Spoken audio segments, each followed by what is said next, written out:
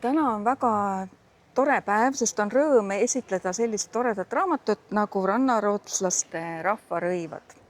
Ja mina, kes ma töötan Eesti Vabaõhumuuseumis, olen väga rõõmus, et mind on toimetajana selle raamatuga tegelemisesse kaasatud.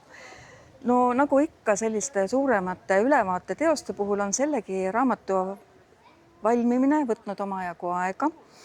Ja siin on nagu näha 5 tähtsama rannarootslaste piirkonna rõivad esindatud ja kirjutajateks on vastava siis nagu piirkonna asjatundjad, kellel on siis juured kas siis Ruhnus, Vormsil, Noarootsis või Hiiumaal.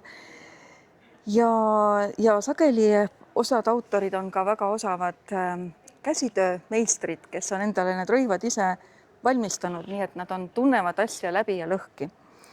Ja mis selle raamatuga väärtuslikuks teeb laiemale huviliste ringile, on mitte ainult nüüd nende piirkondade elanikud ise, vaid ka kuna siin on selline Ivar Rüütli kirjutatud väga hea ajalooline ülevaade, siis ma usun, et rannarootslased, kes eestlaste jaoks on võib-olla mõnevõrra natukene kõrvale jäänud või vähekene salapärane rahvakild, siis see hea ja põhjalik ajalooline ülevaade aitab nad meile lähemale tuua ja aitab mõista ka natukene seda rõivastuse kujunemist. Rannarootslased on ju elanud eestlaste kõrval sajandeid, aga palju me neist teame? Nad on ikkagi olnud suhteliselt omaette, eriti need, kes on siis nagu saartel elanud. Ja olgugi, et nad sõja ajal, teise maailmasõja ajal praktiliselt olid sunnitud oma kodud jätma, on nad tegelikult meie kõrval olnud ju kogu aeg, olgu siis nagu, kui mitte muuga, siis vähemalt kohanimedes, toidu ja rõivakultuuris. Ja nüüd on nii tore tõdeda seda, et nad on järjest jõulisemalt jällegi tagasi. Sellest kõneleb juba Eesti Rahva Muuseumi suur Rannarootsi näitus, sellest kõneleb see raamat. Ka Mardi Laat on sellel aastal Rannarootsi teemaline.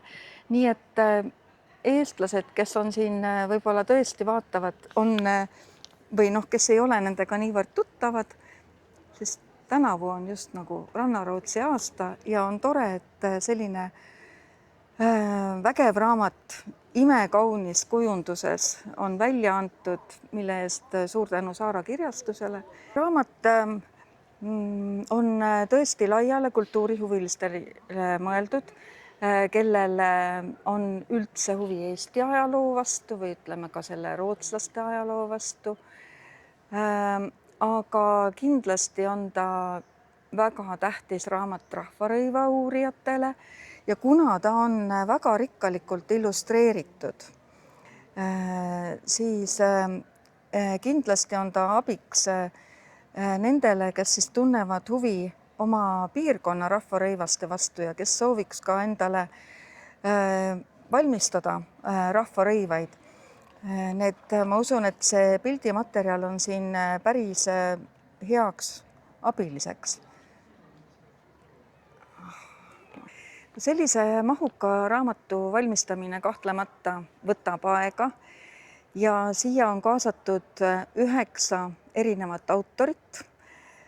Ja siis nagu tõesti kogu see selline uurimise protsess ja artiklite kirjutamisest kuni nüüd toimetamise, kujundamise, küljendamiseni on võtnud umbes 5 aastat, aga me peame mõtlema seda, et autorid on ju tegelikult selle teemaga tegelenud veel märksa kauem, et see on nende kirg, nende elu ja eks raamatu tegemise käiguski tuli ju välja üha uusi ja uusi niidiotsi, nii et ega kõik sellesse raamatusse võib-olla seekord ei mahtunudki. Nii et mida rohkem kuskil kaevad, seda põnevamaid asju välja tuleb ja ma arvan, et ka see raamat on selline algus, selline väikene sissejuhatus, kus siis nagu edaspidi tuleb veel täiendust, ma usun.